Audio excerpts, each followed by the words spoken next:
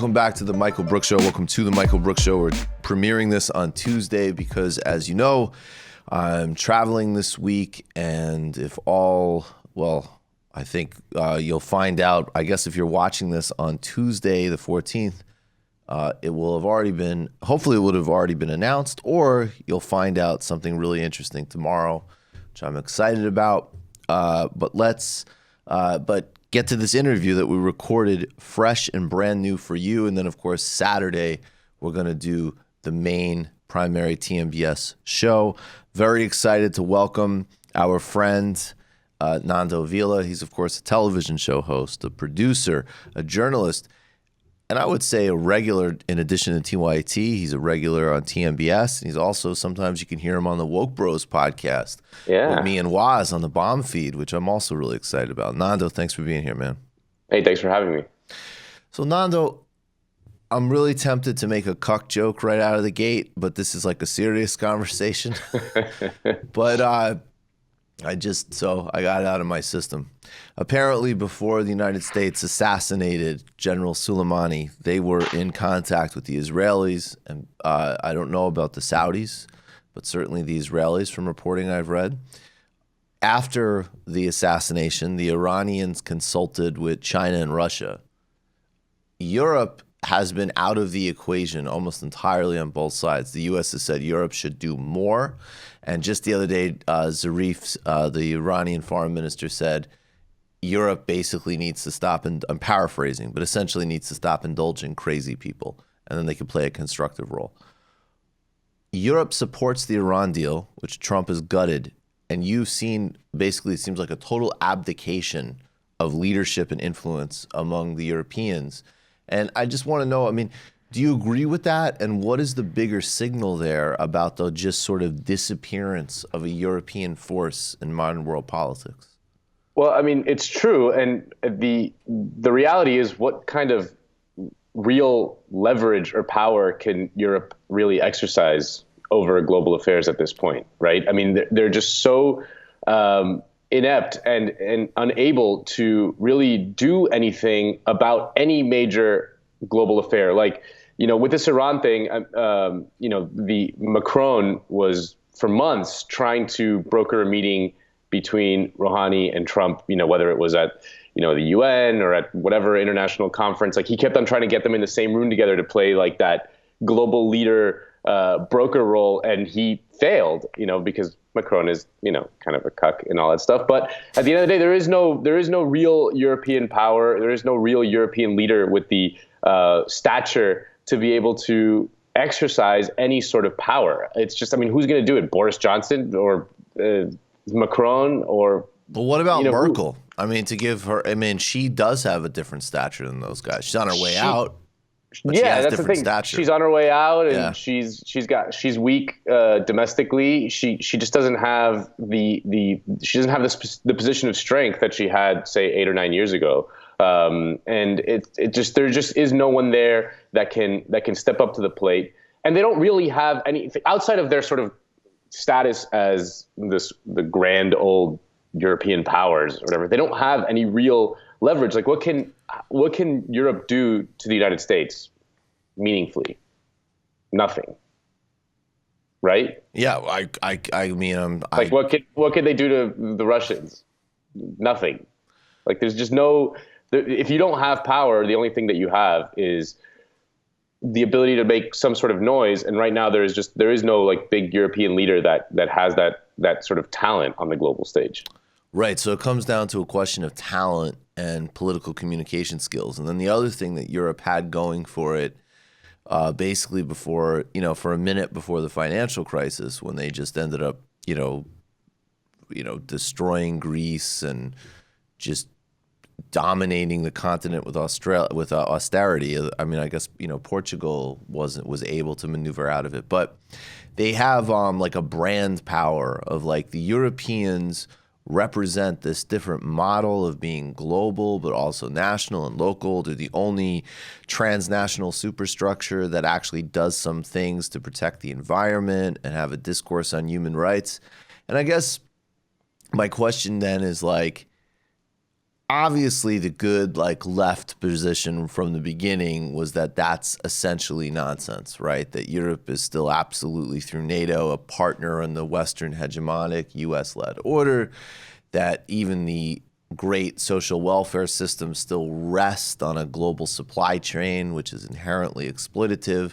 And there's all of these like burgeoning issues which have like come to the top of, particularly xenophobia in Europe. So on the other hand, though, like you did have during the Bush era, it was actually these much more formidable European leaders, in continental Europe, like Jacques Chirac, who did provide a serious counterweight. So I guess what I'm saying, like, do you think it's that it was because the whole thing was always fraudulent, or there was actually a little something to it, but the internal contradictions of social democracy and capitalism, and then having like just a complete regression in leadership, is that what's screwed it up? It's a combination of both things. I mean, you mentioned it, but I find it interesting that when the Bush administration was pushing for the war in Iraq, they were desperate to get European partners. I mean, I have no illusions. I think at the end of the day, had no European partners joined up in the war effort on Iraq, they probably would have done it anyway. But they still felt the need to go through the motions, and were actually quite desperate to get some sort of European alliance together. And they ended up getting it with Tony Blair and Aznar, the conservative Spanish prime minister at the time, much to his great shame. Right now they don't feel relevant, like that, the sense that Trump doesn't have any sort of need to do that. Like there's just no no one in the United States would even care if they did some sort of military action abroad, and not a single European partner supported them.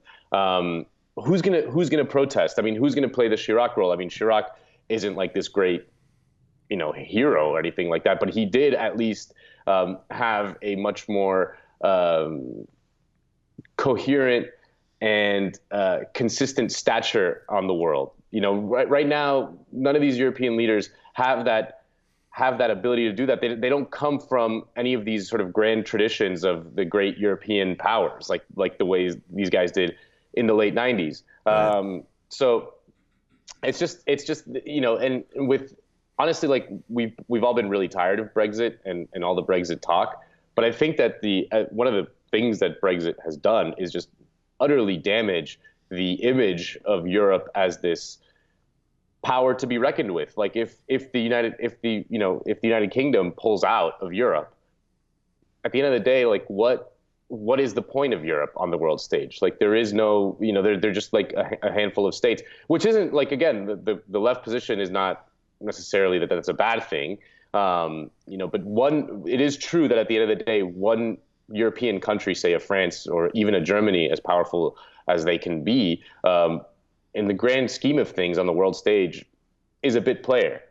Yeah, I mean, what do you think then? I mean, Macron's been talking about it a lot, the former German foreign minister, Joschka Fischer, that basically it's like, okay, fine. Our whole like model of having this, transnational state and all of this stuff, that isn't going to work.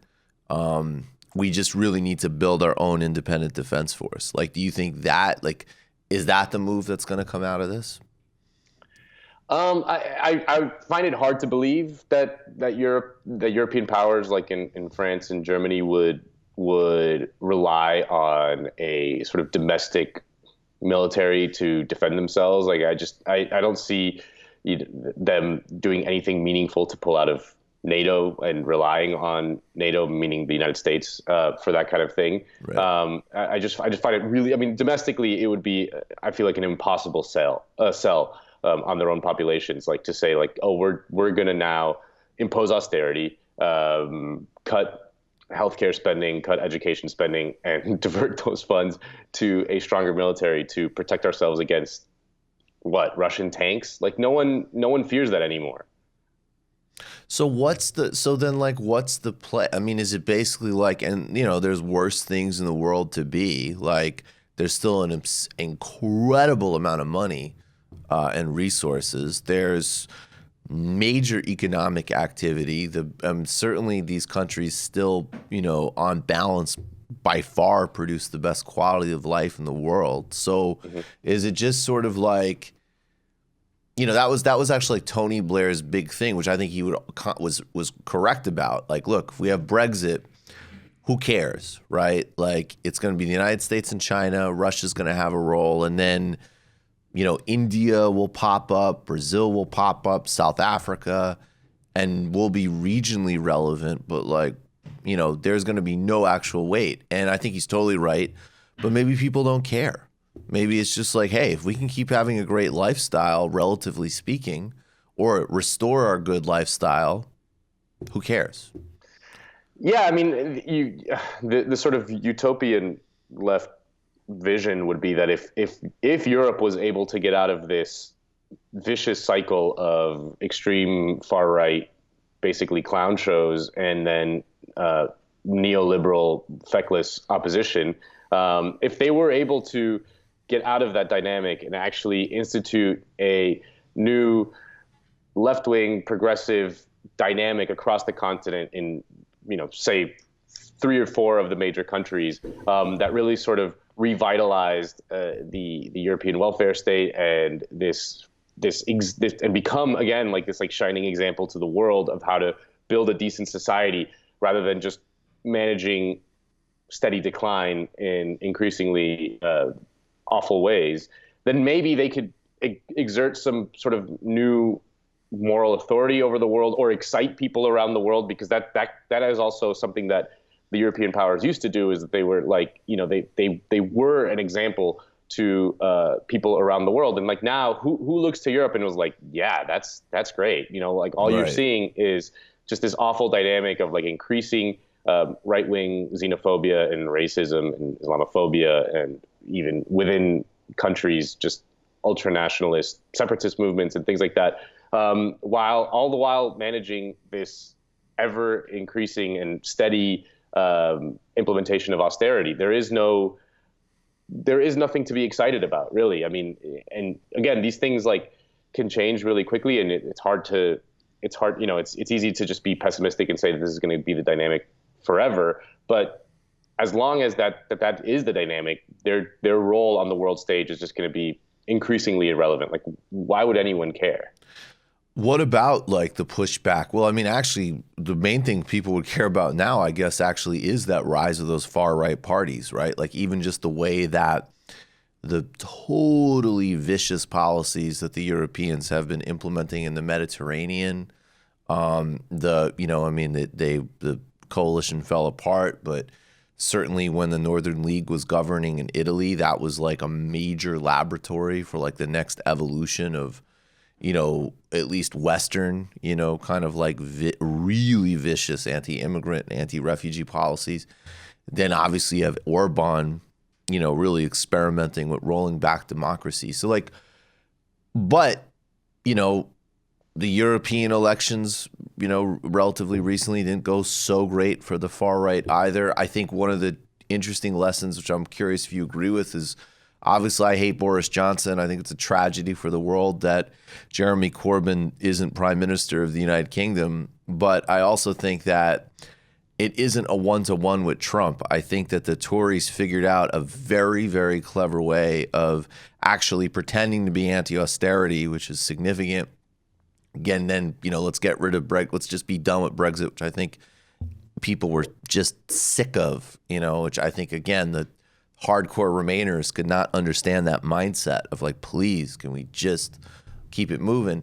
And then actually like, a way where I think they're objectively a xenophobic party, but, a lot of lazy shorthand of like, they're fascist, they're this, they're that doesn't translate to normal voters, because Boris Johnson was going around the country going like, I appointed the most diverse cabinet in history, and I do want immigrants here. I just want basically he was doing like, we're just going to become like Singapore off of mainland Europe. That's not like a super like, that doesn't track as anti-immigrant to a lot of voters. So they might have actually figured out a way of, and then I think for moderate people on the center right, they kind of were like, oh, wow, look at that. They were able to like harness this really destructive energy, but kind of turn it into a more, one nation conservative kind of argument, which obviously it's not our politics, but I think we have to be real that that's pretty appealing and that it's not exactly the same as what Trump or Orban is doing.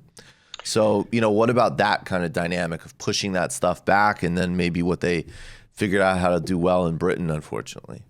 Well, I think that if you sort of pull back the lens a little bit and look at this from a 30,000 foot point of view, one thing that is common with Trump's victory in the United States in 2016 and the rest of the sort of democratic dynamics across Western Europe is that, and it's not rocket science, right? Like, I mean, outside of like, you can point to specific examples here and there, but broadly speaking, austerity is incredibly unpopular.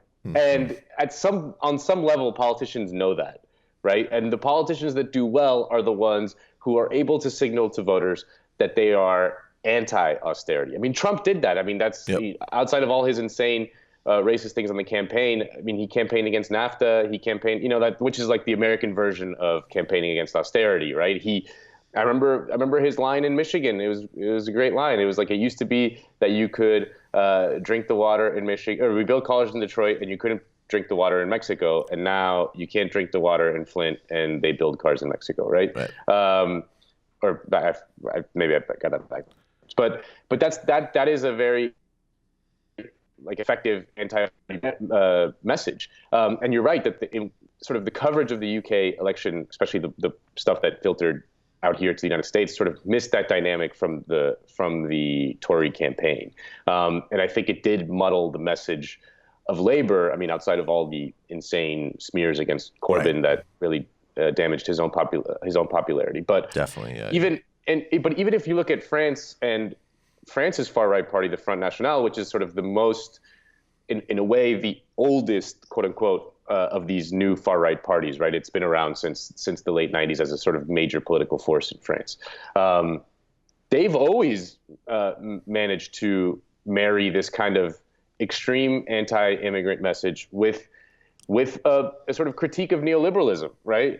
Broadly speaking. And that's why they've been sort of steadily gaining in popularity. I mean, it is unfortunately quite a popular message. It's definitely much more popular than blood and soil nationalism plus austerity. I mean, that would never work as an electoral tool. But campaigning against austerity, broadly speaking, is very, very popular. And when you see the collapse of the center-left parties across Western Europe, and it's true of basically every country, it's because they're tainted with the implementation of austerity, and voters in their minds see that very clearly. And as long as they can't get out of that dynamic, then they're never going to do well.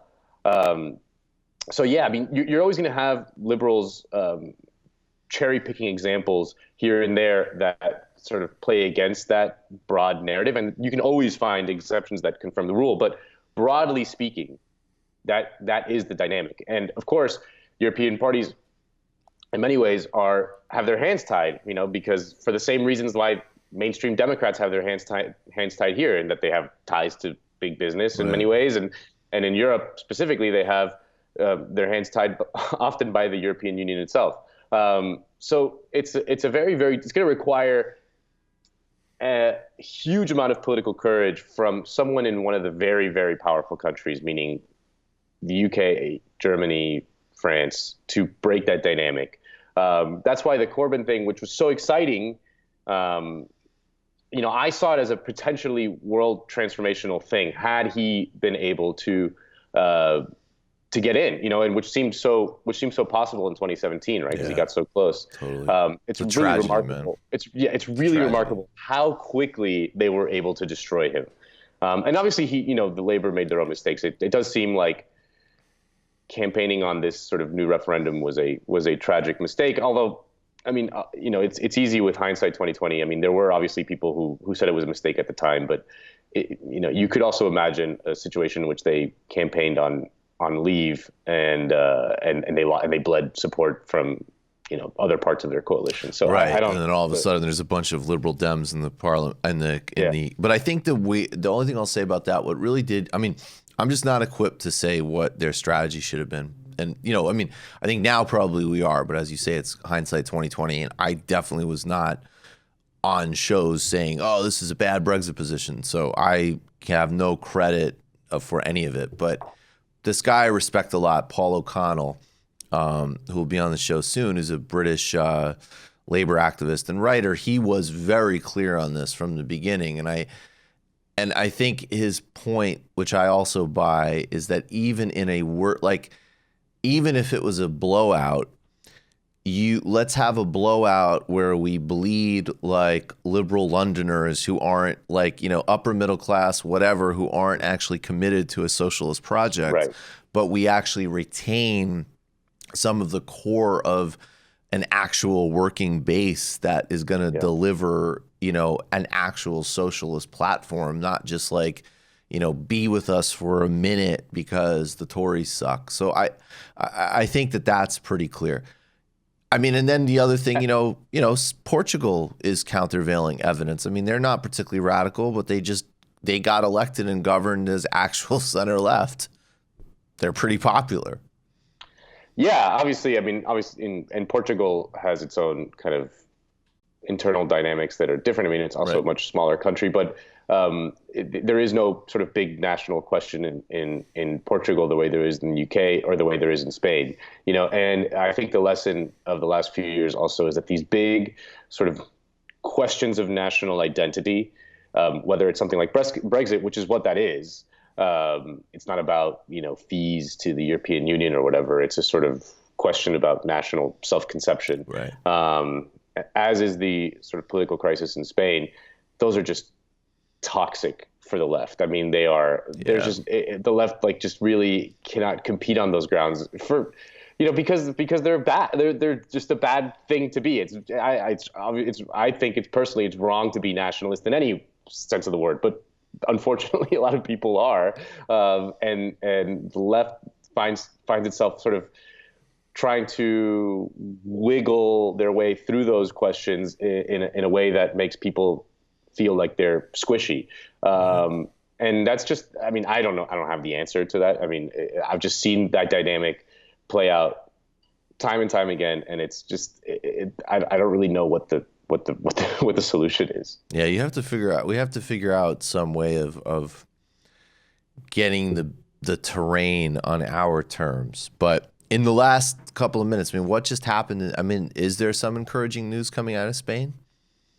You can be very cautiously optimistic. There was a coalition formed between the traditional center-left party, which is the Socialist Workers' Party, and this new far left party called Podemos. Now it's called Unidas Podemos. It's the first time that there's a coalition government in the Spanish democracy since Franco fell, which is a big deal. It's usually been just one party rule, and it's always been either the Socialist Party or the right-wing Partido Popular, the PP.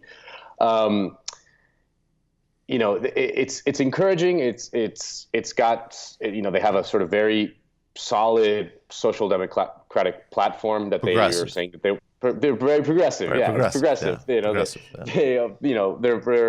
advocating a 33% increase in the minimum wage, which obviously great. Awesome. Rent control. Great. Labor protections. The problem is that it's a very tenuous coalition because it depends on these nationalist parties, the support of these nationalist parties, both in the Basque country, but also crucially in Catalonia. They have the abstention of the sort of left separatist party, Esquerra Republicana.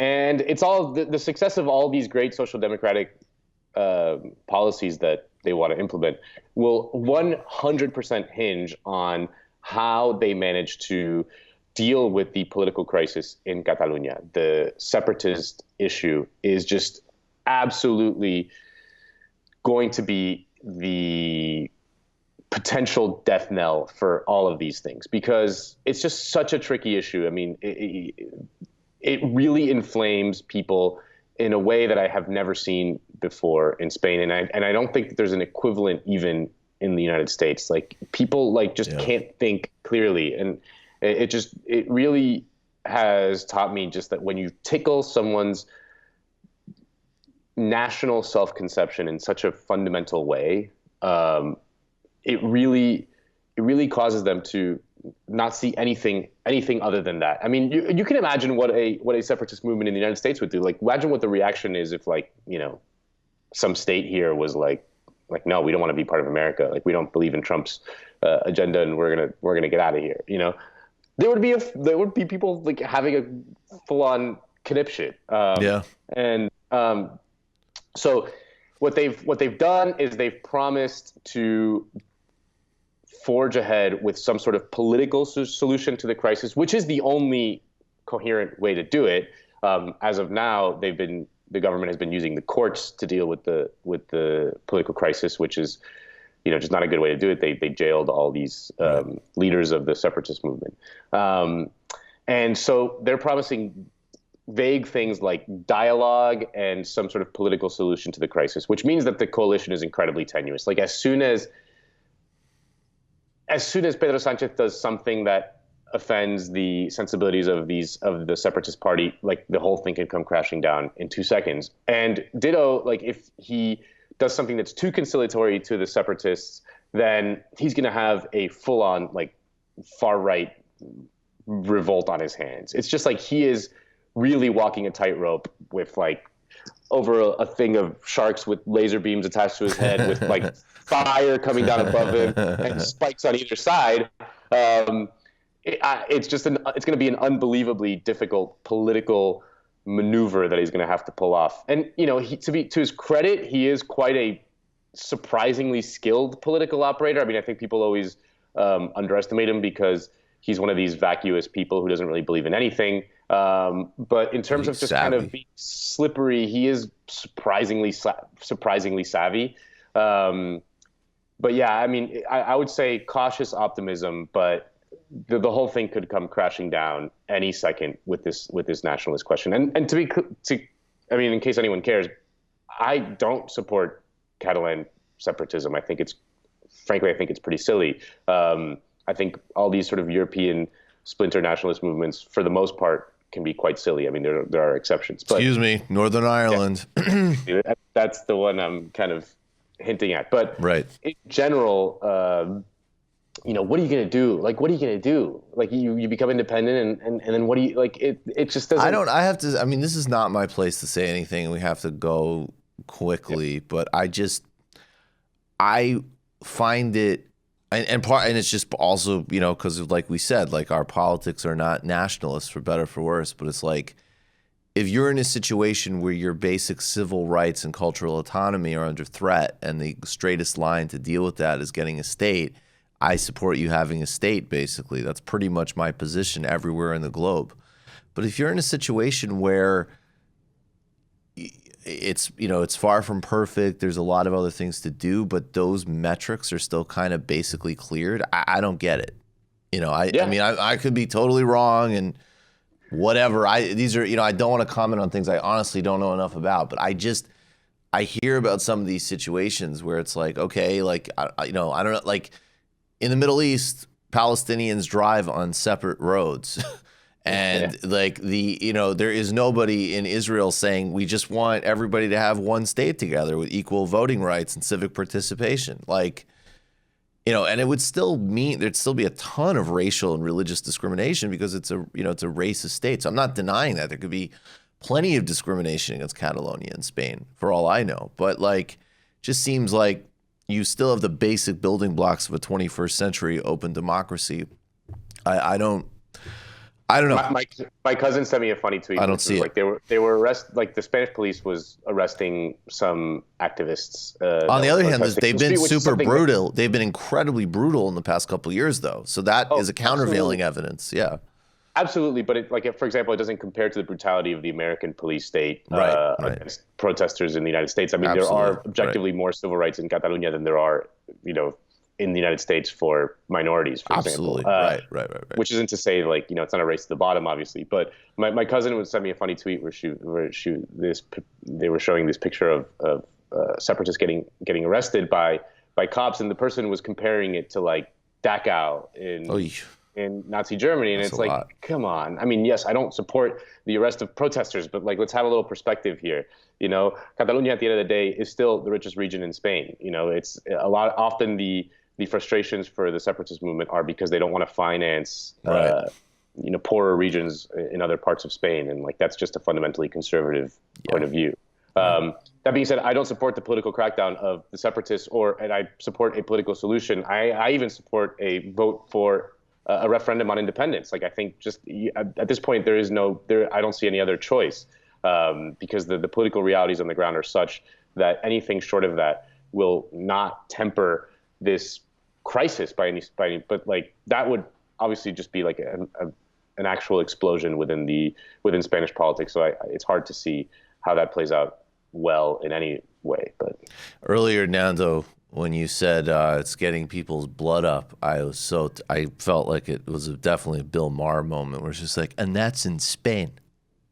yeah, okay. I go there and I'm like, the jamon is great, but what are you guys fighting about? Yeah. This is great. There's beautiful women everywhere. What are you guys fighting about? Go it's sunny. watch a bull fight. Yeah. All right. Nando Vila, you're the best. Everybody can find Nando's work. We'll link to all of his Twitter page and everything else. You can see him on the Young Turks. You can see him on this show, hear him sometimes on Woke Bros with me and Waz. Nando, talk to you soon, brother. Take it easy. Thanks, man. You just watched a Michael Brooks show video. Subscribe to get them all. Why wouldn't you? Don't be foolish. Click subscribe below and become a patron as well. Patreon.com/TMBS. Thanks, everybody.